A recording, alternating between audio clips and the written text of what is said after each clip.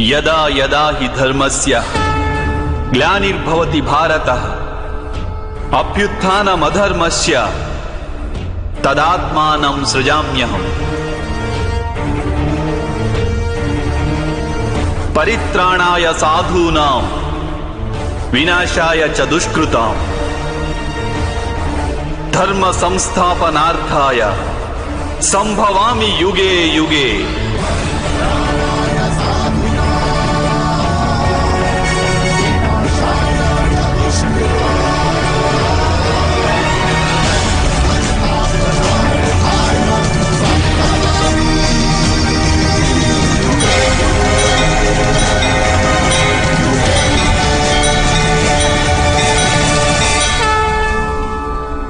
ఎప్పుడెప్పుడు ధర్మానికి హాని జరుగుతుందో, ఎప్పుడెప్పుడు అధర్మం వృద్ధి చెందుతుందో అప్పుడప్పుడు సత్పురుషులను ఉద్ధరించేందుకు, అధర్మపరుల వినాశనానికి, ధర్మాన్ని పునఃస్థాపించేందుకై నేను జన్మిస్తుంటాను.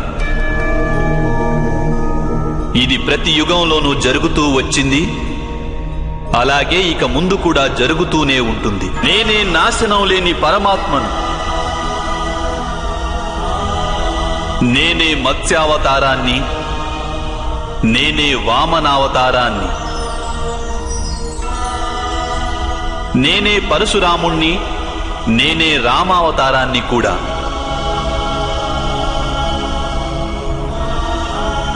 నేనే బ్రహ్మ విష్ణు మహేశ్వరులను,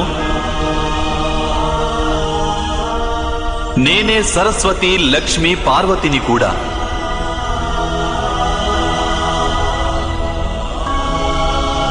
నేను పురుషుడను కాను, స్త్రీని కాను, నపుంసకుడిని కాను.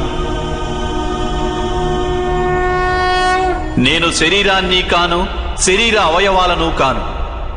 నేను జ్ఞానాన్ని, సృష్టిని, చైతన్యాన్ని. నేను పరబ్రహ్మను. నేనే సర్వస్వాన్ని. అలాగే నేను ఏమీ కాను.